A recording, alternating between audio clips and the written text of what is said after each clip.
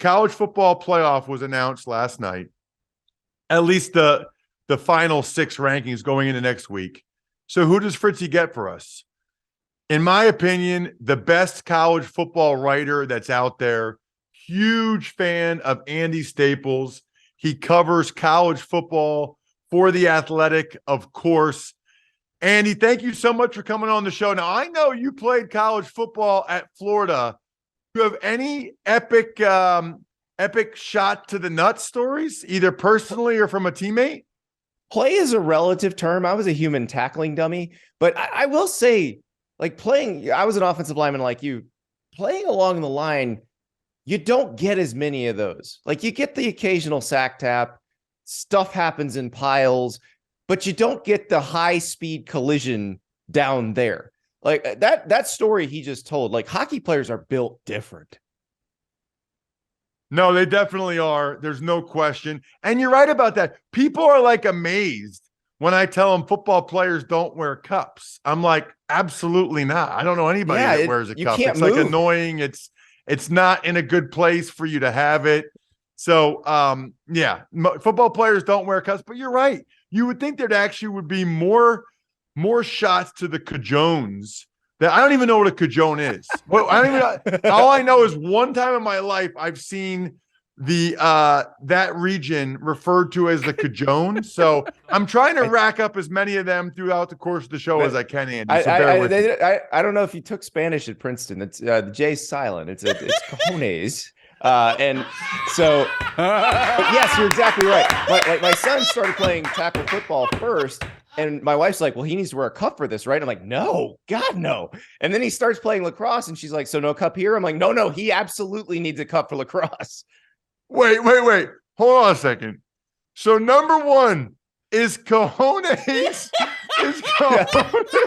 We've taught Ross something new today. All right. Hold on a second. Is cojones the Spanish term for your balls? Oh, no. Yeah. Yeah.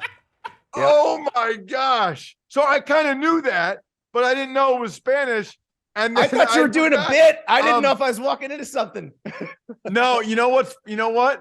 So just so everybody knows, at Princeton, where I went to school, supposedly number 1 school in the country, whatever, they make you take 3 semesters of a foreign language.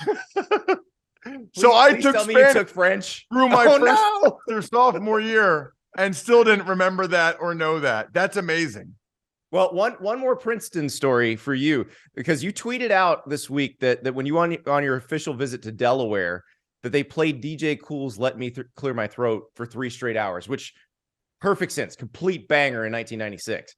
So on my official visit to Princeton a year earlier, which is where I drank my first beer, by the way, they had the radio on in my host dorm room for the entire time. I heard Space Hogs in the meantime probably 27 times during my official visit. I cannot think of the Ivy League without thinking of Space Hog now. That is amazing. Love it. So we got to get into the college football playoff.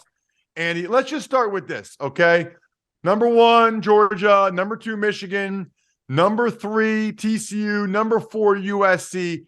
Any issues with that? Or even I can throw in 5, Ohio State, 6, Alabama. Any issues with the currently ranked top 6 as it sits right now?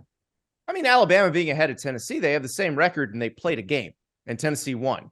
And Boo Corrigan, who's the chair of the committee, is the NC State AD. He got asked about it last night and he's like, well, it was the way Tennessee lost to South Carolina. Like, no, Boo, you got a built-in excuse here. Just say it's because Hendon Hooker's hurt. Like, say that. That'll fly a lot better because you're ignoring an on-the-field result. And if you're just going to ignore the on-field result, why bother playing that game in the first place? Let's just simulate them. You know, when EA Sports comes out with the college football game, let's just simulate them if you're going to do that. So that part bothered me a little bit. Everything else I'm perfectly fine with. Fascinated to see what happens this weekend. I believe if you tried to do a money line parlay for TCU winning and USC winning, you're getting like minus 200 on that. So Vegas thinks one of those teams losing.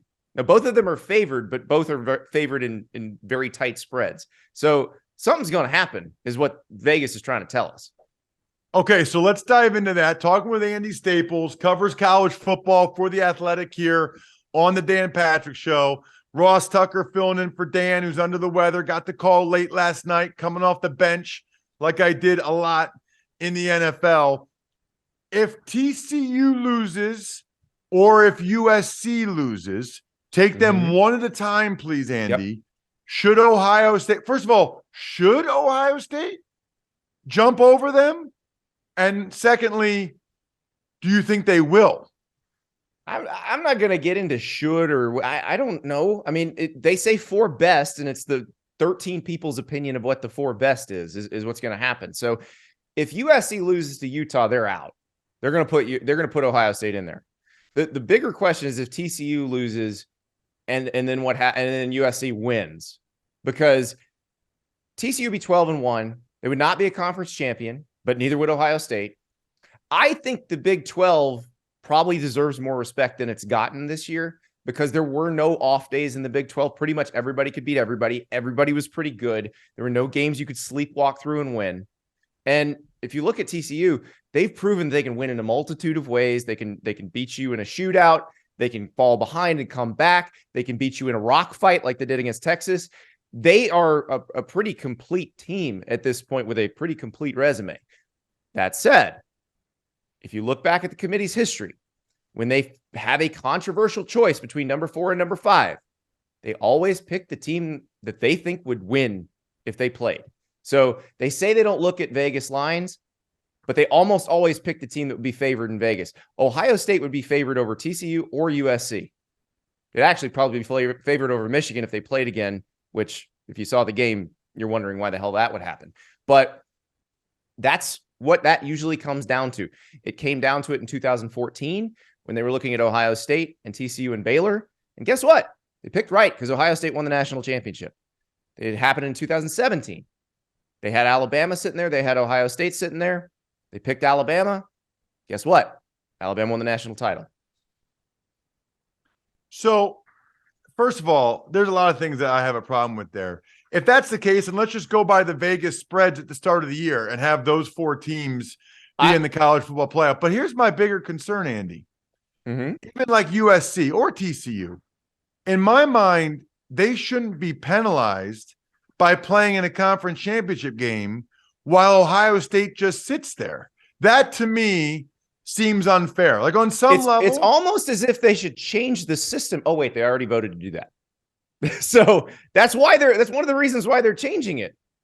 The new system, the 12-team playoff that's coming in, the conference championship game can actually help you and probably won't knock you out of the playoff. It might knock you into a road game or it might knock you out of a bye, but it's going to be a situation where you're not going to be completely just shut out of the thing if you lose a game that you didn't. Somebody texted me last week and said, why doesn't USC just sit this one out? And I was like, well, because I don't think USC is going to write the check for the broadcast rights fee to the Pac-12 championship game that's not going to be broadcast. And the Pac-12 is not going to do any favors to USC, which is leaving for the Big Ten. So, that's not going to happen. But your point is valid. And that is why, or one of the reasons why, that they are making these changes. So what is going on there with like the Rose Bowl and the college football playoff expansion? Because I saw something came through recently where the Rose Bowl finally like signed off on it or something. Well, they're waiting on the Rose Bowl to figure out what they want to do. That they want to start this thing in 2024. They can start it in 2026 because that's when the TV contract runs out. They can do whatever they want at that point, and their contracts with the bowls will be expired, so they can format it however they want, set it up however they. But if they want to do it early, they got to get all the bowls that are involved now on board. And so the Rose Bowl wants to start at 2 p.m. Pacific time on January 1st. My thing to this, and I would just tell the Rose, if I were the people in charge, and neither side would actually do this, but I would go to the Rose Bowl and say, you can be the national championship game every year. If you don't like that, have a monster truck rally for all we care. There are lots of stadiums. Andy, really appreciate the time. Thank you so much for coming on the show. You got to check out Andy, all the great work he does for The Athletic. Obviously, follow him on social media as well at Andy Staples. And Andy, like me, really likes food and tweeting about food and talking about food. So he's a great follow. Thank you so much for coming on the show, Andy. Really appreciate it. Thank you, Ross. There he is, Andy Staples.